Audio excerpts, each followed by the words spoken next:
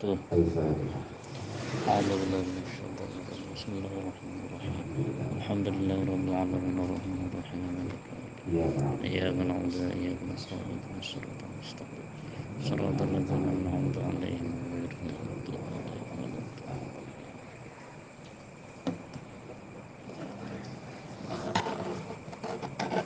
Bismillahirrahmanirrahim. Alhamdulillahirabbil alamin wa bihi nasta'inu ala umuri dunya waddin wassalatu wassalamu ala asyrafil anbiya wal mursalin sayyidina wa maulana Muhammadin wa ala Allahumma shalli wa sallim alihi wa sahbihi ajmain. Qulu subhanaka la ilma lana illa ma 'allamtana innaka antal alimul hakim. Qala al-musannifu rahimahullahu ta'ala wa nafa'ana bihi wa bi ulumihi fid dharain. Amin. Bismillahirrahmanirrahim. Makalah ke-22. Wal maqalatu ats-tsaniyatu wal 'ishrun. Iya kan? Iya.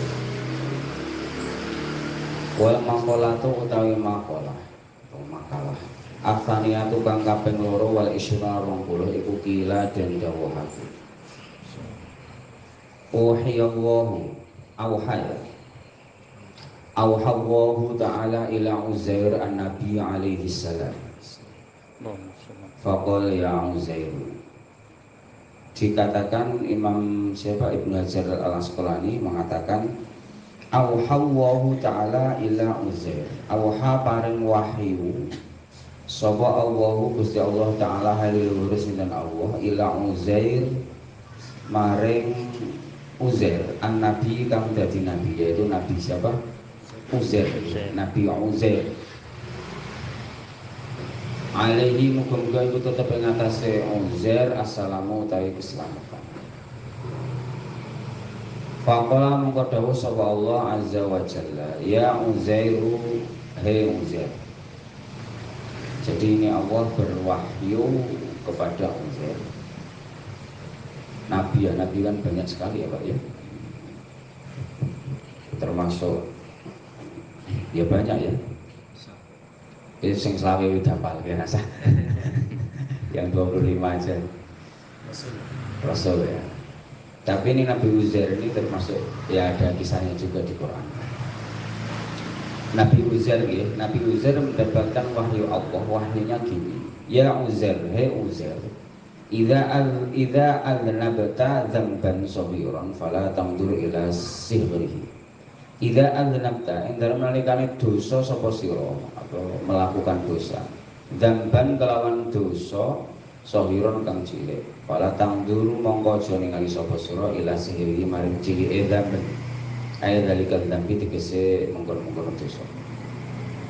Wangdur lan wangdur ningalono sapa sira ilaman maring zat aznabta kang dosa sapa sira lahu maring man aznabta kang dosa kang lakoni dosa sapa sira lahu maring man.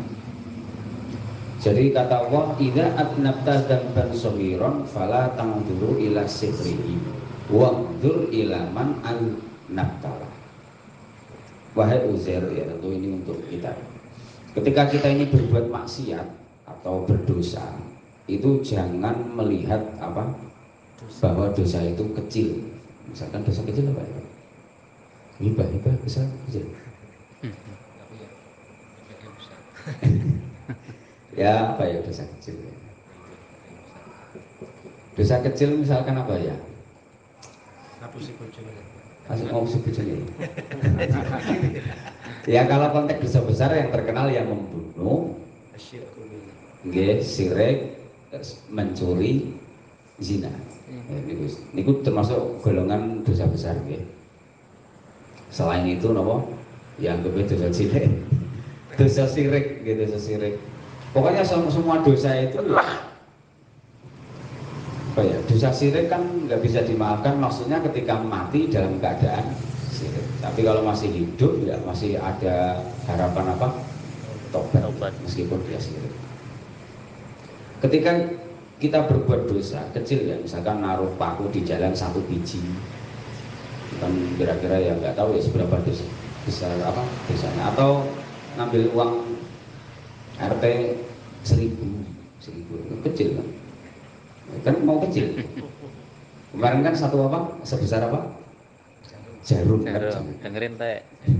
Berarti sekarang ngambilnya itu harta RT sebesar jarum.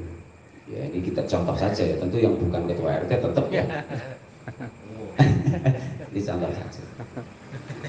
Ketika berbuat dosa yang kecil itu jangan lihat kecilnya, tapi lihatlah yang engkau dosai. Maksudnya ketika kita berbuat dosa berarti kita menentang Allah. Nah yang harus kita perhatikan bukan kecilnya dosa, tapi yang kita tentang itu adalah Allah. Ya sudah. Jadi sesuatu yang besar yang kita tentang, bukan perkara dosanya yang kecil, bukan, tapi sesuatu yang sedang kita tentang. Kalau bahasa Arabnya apa ya? Maksiat. Maksiat itu maknanya durhaka. Kita lihat siapa yang kita durhakai. Jadi mau sekecil apapun kalau kita sadar bahwa kita melakukan dosa, tentu kita akan hindari. Bukan terpeleset ya. Kalau terpeleset itu namanya terpeleset kan nggak sengaja.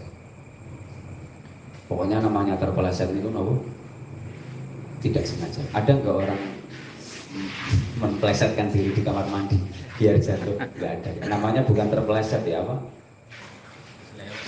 Ya apa ya? Sengaja jatuh itu namanya apa? Kepleset bener. Boten. Ya boten kan? Jepeng nek main bola. Depek ya. Tapi di bahasa tetap nggak bisa disebut kepleset kan? Nah sebutannya sudah lain. Sengaja. Depeng tadi. Kalau namanya kepleset itu dia nggak sengaja. Hilang. Ya hilap. Dan kita pasti akan terpeleset. Nah, ketika terpeleset ya kita harus benahi.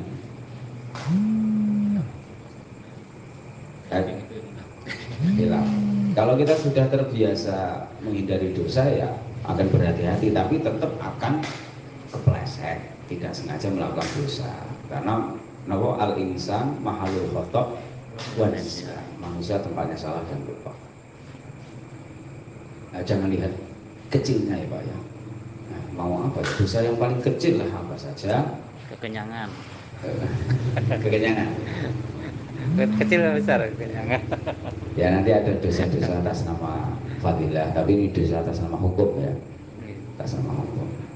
Misalkan dengar azan itu kok nggak segera sholat itu nggak dosa. Tapi atas nama fadilah ya buruk. Tapi kalau ditanya dosa enggak, ya sama sekali enggak dosa. Tapi ya cuma apa? Buruk sekali. Yes, elek ya ben kan ora dosa. Repot sekali. Panjang wis repot. Ngel. Sebenarnya tinggal mau. Kalau kata Imam Bajuri itu apa? Ketika waktu masuk sholat harus melakukan dua perkara. Salah satu harus dilakukan. Kalau enggak, kita kena hukum maksiat kepada Allah. Yang pertama sholat atau azan. Jadi ketika masuk waktu sholat harus sholat. Kalau enggak sholat harus azan. Kenapa? Air api dibuang. Oh, Banyak yang tuang lagi ke ini nggak apa-apa. Bukan air kan. oh, Pak Presiden ya. Ya ini diingatkan. Nabi siapa yang diwahyu? Uzair. Nabi Uzair itu nabi yang oleh Allah dimatikan 100 tahun terus dihidupkan lagi. Jangan wajahnya yang surat Baqarah. Jadi karena Nabi Ibrahim itu sedang debat sama siapa? Musuh beratnya Raja Namrud. Nah, jadi itu Nabi Raja Namrud itu tanya, Man rabbuka tad'una ilaihi. Siapa Tuhanmu yang katanya kami disuruh nyembah? Kata Nabi Ibrahim, Rabbiyalladzi yuhyi wa yumiit. Tuhanku adalah zat yang menghidupkan dan mematikan.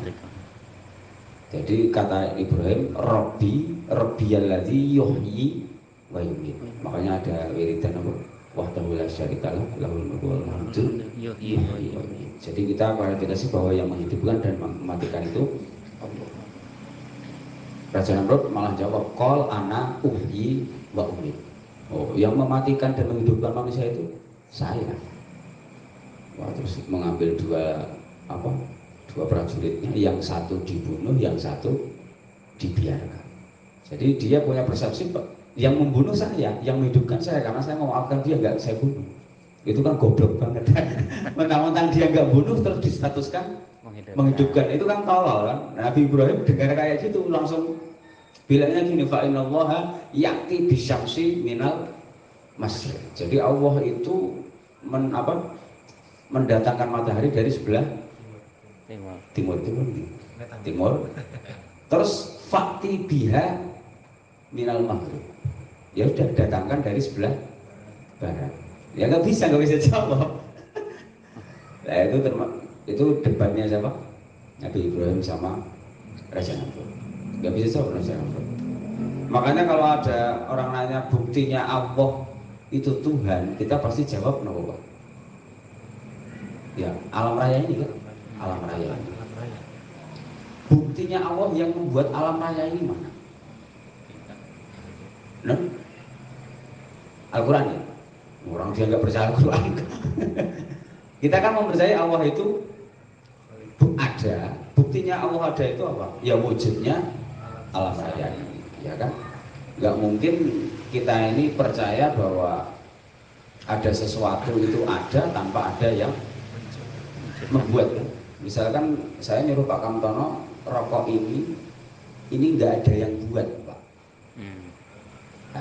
Mau nggak saya suruh mengakui itu? Ya enggak ya, pasti gila kan. Ya pokoknya contohnya ini aja. Akhirnya ketika dunia ini kita akui nggak ada yang bikin, ya tentu orang gila kan. Ya, kalau kita meyakini yang bikin Allah. Lah dia nanya apa buktinya kalau gunung alam raya ini yang bikin Allah? Bisa ngatur. Ya yang bisa ngatur. Buktinya apa? Orang yang nggak percaya Allah itu kan. Kita kan nggak bisa ngasih bukti kan. Kalau gunung ini ya kita lahir kan udah ada. Nah, kita nggak menyaksikan Allah bikinnya kan. Ya kalau kita baca ayat kan. Nah dia nggak percaya ayat. Sebenarnya ya sudah kita tanya balik. Buktikan kalau yang membuat bukan. Oh, bisa nggak dia buktikan? Berarti sebaliknya. Iya, tetap nggak bisa. Akhirnya itu di situ kita sudah imbang. Tapi kita punya keyakinan yang buat Allah. Kita akal waras karena meyakini ada yang buat. Lalu ketika kita tanya yang bikin kalau bukan Allah, buktikan. Nah, kalau dia nggak ada, berarti gendeng bener Mas, paham ya? Karena dia meyakini alam raya ini ya ada saja gitu. Oh nggak bisa. Ada dengan sendiri. Ada dengan sendiri. Jangan takkan ngapain ini apa sih gawe moro-moro ono. Tahu-tahu ini wujud ada. Mau nggak saya suruh ngaku itu? Kan nggak mau. Pasti ada yang bikin. Lah kita meyakini alam raya ini yang bikin Allah. Kalau ada yang tanya mana buktinya? Ya saya nggak bisa buktiin kalau Allah yang membuat bumi ini, tapi kami meyakini. Kalau memang itu ya sudah, tolong buktikan kalau yang membuat bukan Allah. Akhirnya dia pasti tidak bisa jawab kan? Oh ini yang buat misalkan siapa ya? Patung. Oh patung itu jonggrok bro. Tetap Allah menang. Yaitu Nabi Ibrahim membuat hujahnya bahwa Tuhan Allah itu cuman yaitu tadi Allah menerbitkan matahari dari sebelah timur, tolong terbitkan dari sebelah barat. Terus kata itu terus fabu kita lagi kafar. Jadi Allah memastikan tidak akan memberi hidayah kepada orang-orang yang zalim. Lah terusan ayat niku tentang Nabi Uzair itu jalan-jalan ke daerah Madinah, Baitul Maqdis, naik keledai sambil membawa buah tin ya, dan pokoknya tengkorak itu tentang tafsir jalan itu membawa perasan kurma.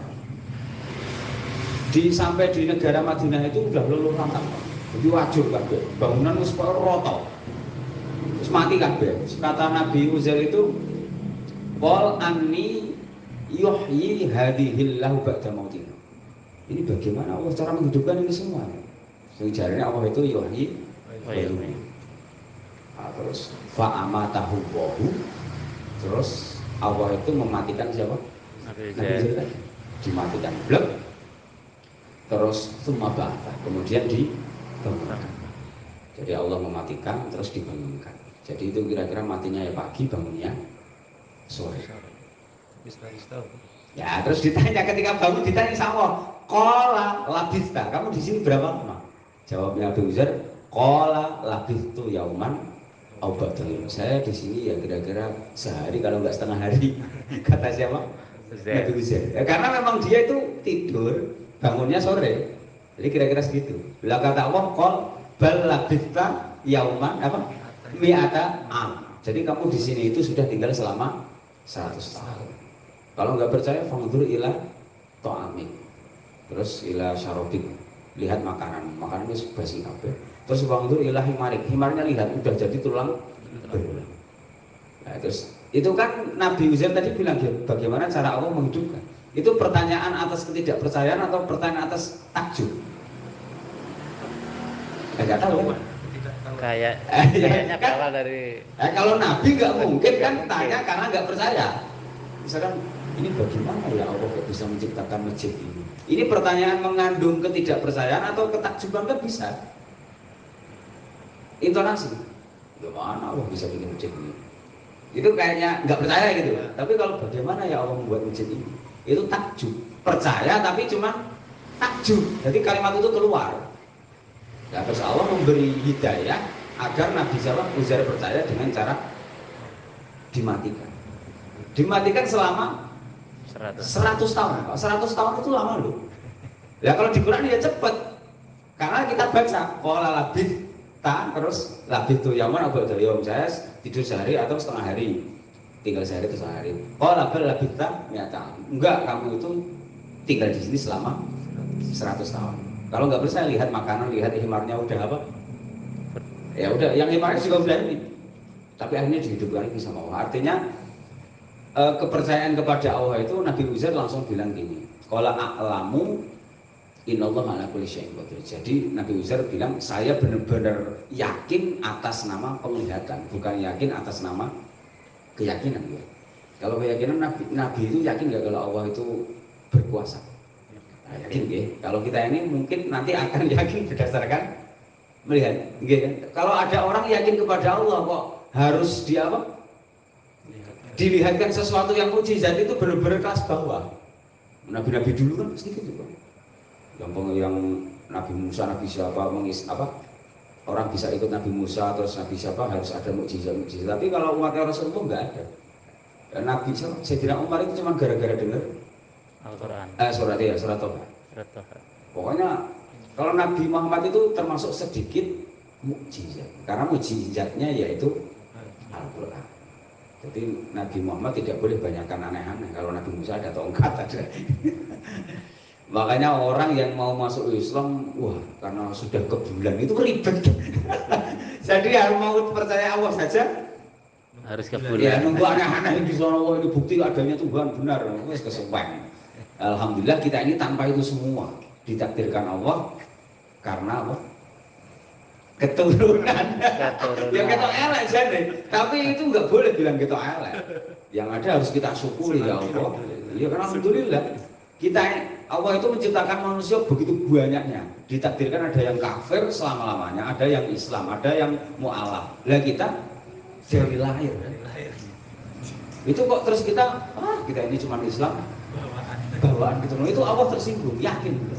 Karena kita diberikan kenikmatan permanen kok malah menyepelekan ya kan. Jadi seakan-akan memuji yang mu'alaf itu gini. Nah, ini yang Islam permanen ini kok nggak kita apresiasi, ini yang lebih unggul dari dulu yang bawa. Ya enggak kan? Ya kalau namanya mu'alaf itu memang di hatinya biar lembut kita sanjung. Tapi artinya jangan kita lupakan bahwa yang sudah permanen dari awal ini harus kita puji biar semangat.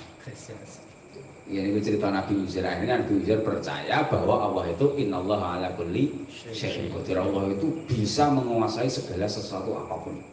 Ala kulli syai'in qadir itu apa saja. Apa saja itu tidak terikat dunia, tidak terikat akhirat.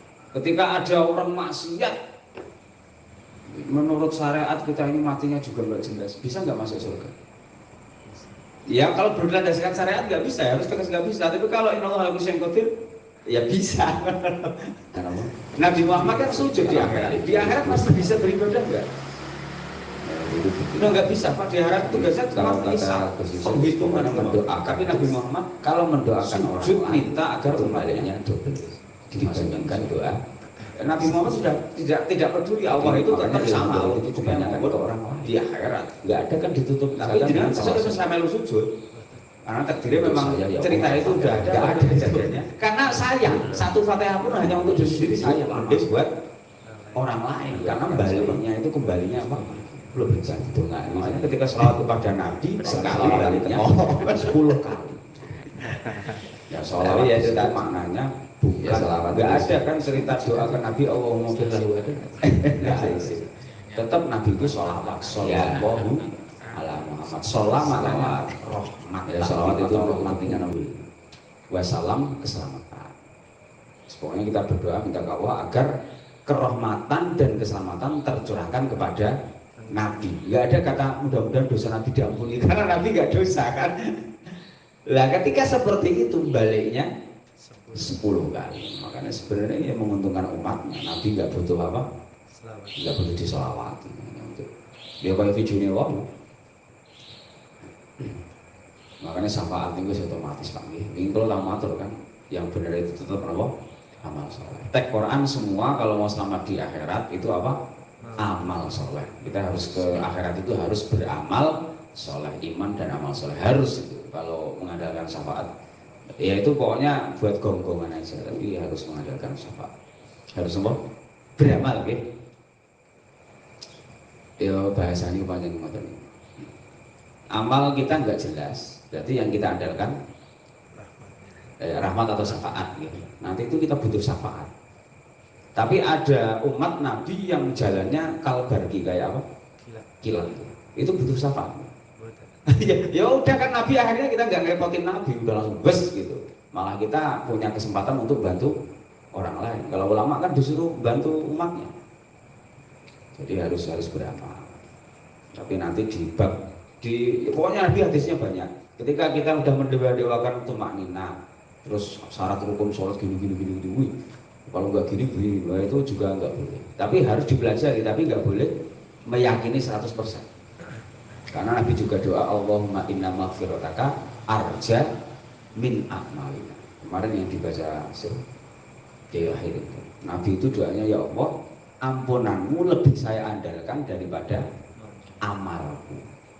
Jadi tumakninah kita, ngajinya kita ini tidak bisa kita andalkan. Yang kita andalkan ampunan Allah. Wa inna rahmataka awsa'u min dzambi. Dan rahmatnya Allah lebih kita andalkan ketimbang dosa. Rahmatnya Allah lebih luas daripada dosa.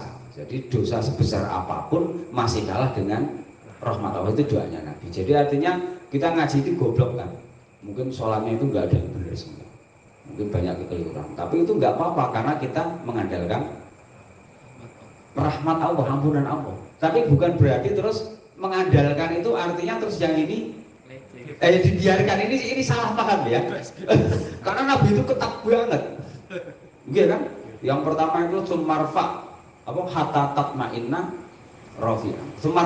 Sumarka rukuklah sehingga benar-benar rukuk antem. Itu sabda Nabi, sahih hadis. Kalau rukuk benar-benar tumanina, hatta tatma'inna itu benar-benar harus antem. Kalau itidal ya harus antem. Itu pesan Nabi. Tapi Nabi di lain redaksi bilang gitu. Yang saya andalkan bukan amal, bukan oleh tumanina, oleh khusyuk, bukan, tapi ampunan Allah.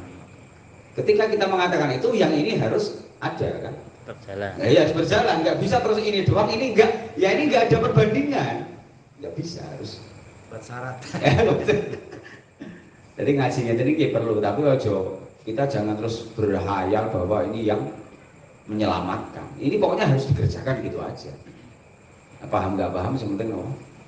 Lakoni. Lakoni. Ya kayak sahabat alhamdulillah. Ngaji, pokoknya sementing ngaji, mau boleh lali semua. Abu Bakar, podo aku ya podo. Kan di hadis walihin ada. Pokoknya mau hadis oke Pak. Makanya ada yang bilang ngaji terus lakoni percuma. Itu sematah ya. Abu Bakar itu. Alhamdulillah ditakani Abu Bakar. Gimana kabarmu? Kata alhamdulillah munafik. Loh kok munafik? Iya saya ngaji sama Nabi kayak surga neraka di depan mata.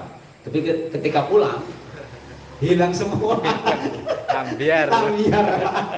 Kata Abu Bakar ya sama kalau gitu. Ya serah apa-apa, paham ora paham sing lakoni. Nabi Uzair ya, pesannya Allah, ini pesan Allah bukan pesan siapa ya, ini lemah ya. Kalau berbuat dosa ya silahkan, tapi meskipun itu kecil jangan remehkan bahwa itu dosa kecil, tapi lihatlah yang siapa kita berbuat dosa ya, atau kita durhaka, yaitu Allah. Kita bohong ya, bohong sama Pak Nang guys. Ada makna maksiat ke Allah enggak saya? Saya durhakanya ke Pak, bohongnya ke Pak Nang. Ada enggak? Saya tercatat maksiat kepada Allah. Ya ada toh. Kan itu dilarang. Kemarin kan sudah ada pesan Sayyidina Ali, kalau mau bagus di hadapan Allah, berbuatlah amal soleh. Maksudnya ketika kita berbaik sama orang lain, itu sedang memperbaiki hubungan kita sama Allah. Kalau saya berbohong sama manusia itu mungkin nggak begitu rugi, karena yang saya bohongi itu hal kecil. Tapi ini jangan sampai bohong, karena yang sedang kamu durhakai adalah Allah yang sedang kita maksiati. Nah, kontraknya itu kalau mungkin selalu ke Allah, bukan ke apa makhluk ya. Kalau ke makhluk ya, oh sira apa kayak wong sabaran. Akhirnya sing sabar ya hancur tenan. Hapusi terus. Dia malah celaka sendiri karena Allah tahu. Bismillahirrahmanirrahim. Wa idza dosa kecil jangan remehkan. Kalau kata Nabi apa la sabirota ma'al isron. Tidak akan ada dosa kecil ketika dosa kecil itu dilakukan terus menerus. Ditutup wala kabirota ma'al istighfar. Tetap nggak akan ada dosa besar kalau setiap hari istighfar. Nggak punya apa dosa besar. Oh. Bismillahirrahmanirrahim. Wa idza asobaka lan dalem nalikane ngenani ka ing sira apa khairun kaapian yasirun kang sithik fala tangguru mongko aja ningali sapa sira ila siri maring sithike ai dalikal khair tegese mengkon-mengkono kaapian wong turulan ningali sapa sira ilaman maring zat rozako kang paring sapa zat utawa man ka ing sira aiman tegese zat sako kang wis nekake sapa man dalikal khaira ing mengkon-mengkon kebagusan ilaika maring sira. Kata Allah lagi kepada Nabi Uzair, kalau kamu mendapatkan sesuatu yang baik, baik itu maknanya banyak ya, apa saja ya, entah itu ilmu ataupun keekonomian, ilmu atau kalau kita mendapatkan kebaikan, ya kebaikan itu entah duit ataupun ilmu, wes kita enak yang mana dibahasnya. Masalahnya orang kalau dikasih ilmu sedikit sama Allah itu tenang-tenang saja, kebanyakan orang. Ya tapi jenengan termasuk yang panik ya. Wong akhirnya ngaji. Sampai saya nggak tenang-tenang saja. Tapi sebenarnya tenang-tenang saja nggak apa-apa. Tapi harusnya fokus ke yang apa? Dunia ya. Kalau kita dikasih kebaikan sama Allah, kita wujudkan berupa dunia. Dikasihnya itu cuman sedikit, itu jangan lihat sedikitnya, tapi lihatlah yang memberi. Saya dikasih uang Pak Kamtono 100.000 sama Presiden 100.000, beda nggak? Sama 100.000. Ini nanti di hati saya ini maknanya beda nggak? Beda rasanya beda. Beda ya, karena yang memberi itu beda. Yang memberi beda. Iya. Malah Gusti ini Allah yang wahyu. Kalau kamu dapat kebaikan sedikit, jangan lihat sedikitnya, tapi lihat yang memberi. Biasanya ada kan ratanya mau kan tombolnya beli mobil. Saya cuma ini terus motor nggak bisa beli mobil. Sebenarnya jangan, tapi lihatlah yang memberi. Yang mobil tetanggamu itu juga yang memberi sama Allah. Kamu juga sama Allah. Kalau sudah kita fokusnya ke yang memberi, wah itu tenang Pak. Itu yang waras loh maksud saya. Kalau yang nggak waras itu harus waras ini. Jadi cara mengendalikannya ya Allah. Terima kasih karena saya telah diberi. Yang memberi juga Allah. Yang memberi Allah itu senang banget karena Allah yang memberi. Yang paling gampang ini terutama bagi saya. Jenengan kabeh duwe omah. Kalau orang duwe omah, cara kalau mulai duwe apa ya? Bepit duwe sepeda motor. Ya padha sing duwe sepeda motor Gusti Allah. Sing memberi rumah jenengan Allah. Sama ya. Pemberinya sama bukan beda loh. Kalau pemberinya sama bagi saya harusnya ya nggak ada bedanya gitu loh, karena sama-sama diberi, sama-sama diberi Pak. Ini untuk memerangi apa? Sifat nggak syukur. Nah, ini untuk memerangi kita yang sulit untuk bersyukur caranya, oh ini yang memberi saya istri saya jelek ini juga Allah, akhirnya bersyukur. Nah, akhirnya ya apa ya? Karena kita lihat yang memberi ya Pak ya, pokoknya gue deling-deling. Lihat yang memberi, bukan lihat pemberiannya. Bukan pemberiannya. Digawe kok Pak. Terus sing selanjutnya wa idza sobaka baliyatan. Lan ing dalem nalikane ngenani ing sira baliyatan apa mau jenenge ing coba falatasku mongko aja sambat sapa sira ni ing ingsun. Falatasku mongko aja wadul sapa sira ni ingsun ila khalqi falataskuni mongko aja wadul sapa sira ing ingsun. Wadulke ingsun sinten? Allah. Ila khalqi maring makhluk ingsun kama kaya dene keterangan la asku kang ora wadul kang ora ngeluh sapa ingsun ka ing sira kang ora ngeluhake sira ila malaikati maring malaikat ingsun ida sa'idat ida nunaken munggah sapa malaikat ila ya maring ingsun Allah masawika ing pira-pira apa keelekane sira. Ketika kita mendapatkan ujian atau cobaan atau kesengsaraan hidup atau kesulitan atau apa saja disebut ujian ya Pak ya. Ujian itu bisa bermakna senang, bisa bermakna susah. Jadi walana ba'luwanakum bisyarri wal khairi fitnah. Baik atau buruk itu semua bisa disebut ujian.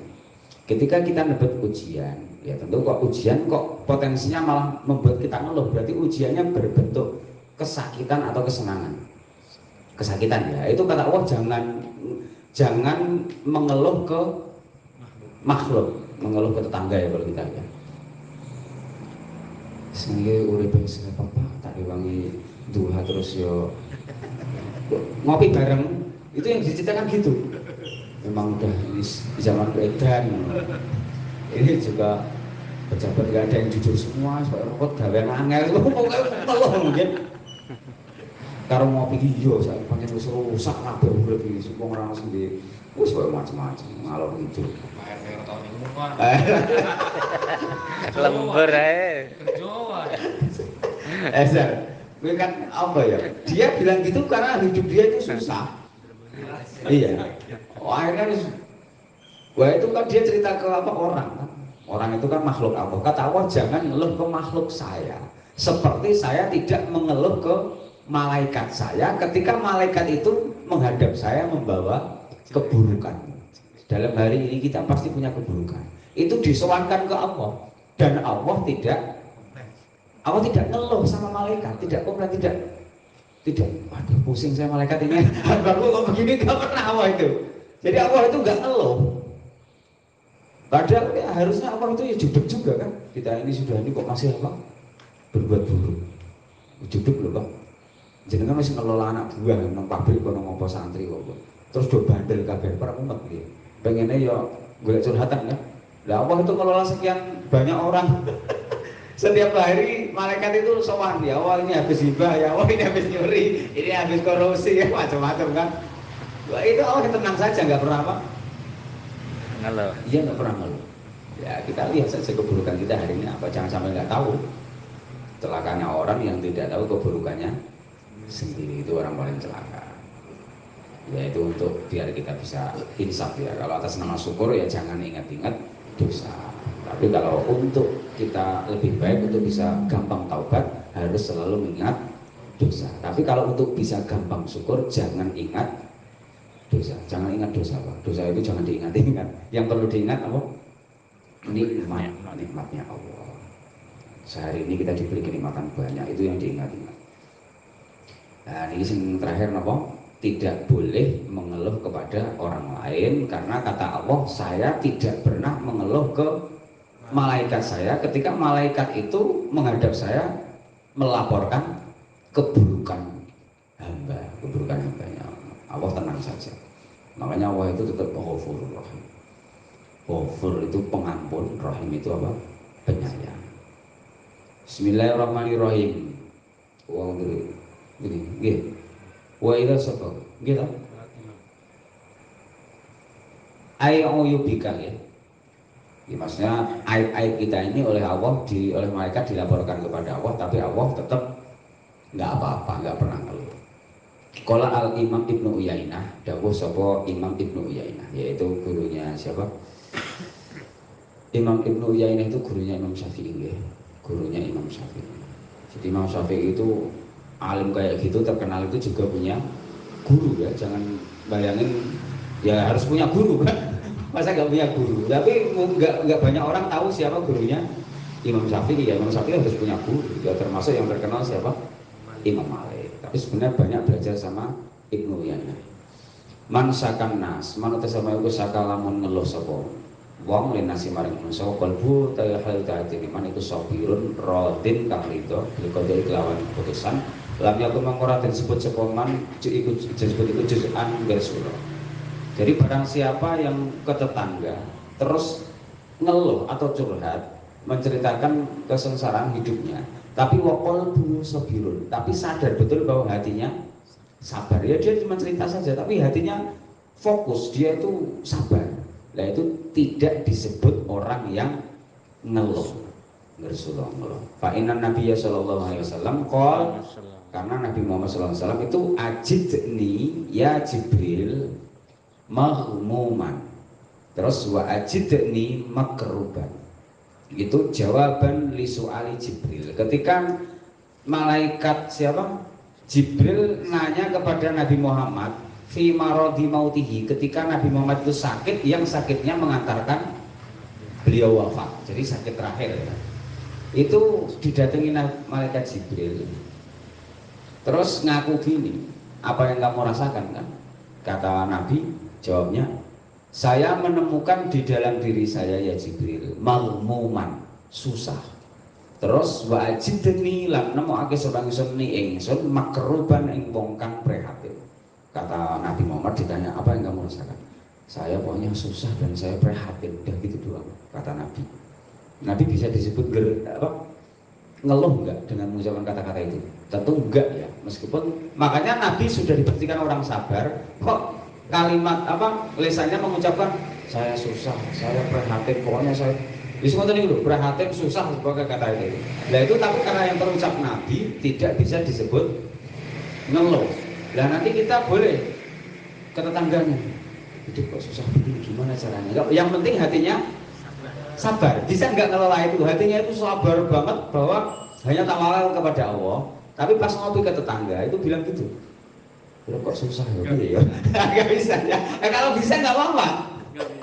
Bisa. Kalau bisa boleh. Itu nggak bisa disebut orang yang mengeluh. Karena mengeluh itu hukumnya haram. Mengeluh kepada manusia itu hukumnya haram. Yang boleh adalah mengeluh kepada Allah. Jadi harus curhatnya kepada Allah. Ya, terus gimana kalau yang curhat kepada manusia terus dia ringan? Ya berarti bukti bahwa dia belum yakin kepada Allah. Kita ini katanya kalau udah curhat sama tetangga plong gitu. Memang iya kan? Ya itu nggak apa-apa, jangan dimarahi. Kita tahu aja bahwa sebenarnya yang murni plong itu harusnya ya ke Allah kan. Tapi kan kita ini tetap belum bisa menjiwai kan bahwa Allah itu ada. Jadi kita masih percaya sama yang hal-hal fisik kan. Ketika saya cerita sama Pak Sodik sendirian, yo mantuk-mantuk sabar-sabar, plong tenang. Tapi kalau pas tahajud kita bilang ke Allah, malah makin pusing ya. Nah itu nggak apa-apa sih. Berarti bukti kita ini masih jauh dari Allah. Tapi kalau udah yakin betul Allah itu melihat, bahwa itu pasti lebih ini. Karena mengeluh itu harusnya kepada Allah. Tapi ya skenario nanti kalau kita ngeluh tapi hatinya tetap kita ini ingat betul, sadar bahwa hati kita ini sabar, mulut ngeluh pun tetap tidak dosa ya. Boleh, karena hati itu hatinya masih ingat betul. Lombuh nih iso orang. Pokoknya nggak apa-apa kalau ini. Pokoknya ini pesannya Allah kepada Nabi Uzair. Yang pertama adalah ketika berdosa, hati-hati meskipun kecil, tapi jangan anggap kecil karena kita sedang mendurhakai Allah. Kemudian kalau dapat kenikmatan itu, walaupun kenikmatan atau kebaikan, jangan lihat sedikitnya, tapi lihat yang memberi. Kemudian yang terakhir, jika dapat ujian, itu jangan pernah mengeluh kepada makhluknya Allah, karena Allah tidak pernah mengeluhkan maksiat kita kepada malaikatnya. Wal ma'tamawar Al-Fatihah. أعوذ بالله من الشيطان الرجيم بسم الله الرحمن الرحيم الحمد لله رب العالمين الرحمن إياك نعبد وإياك إياك نستعين نعبد وإياك صراط نستعين الذين أنعمت صراط عليهم الذين أنعمت عليهم غير المغضوب عليهم سبحانك اللهم وبحمدك أشهد أن لا إله إلا أنت أستغفرك وأتوب إليك سبحان الله وبحمده سبحان الله العظيم سبحان الله عدد ما خلق الله لا حول ولا قوة إلا بالله العلي العظيم السلام عليكم ورحمة الله وبركاته وعليكم السلام ورحمة الله وبركاته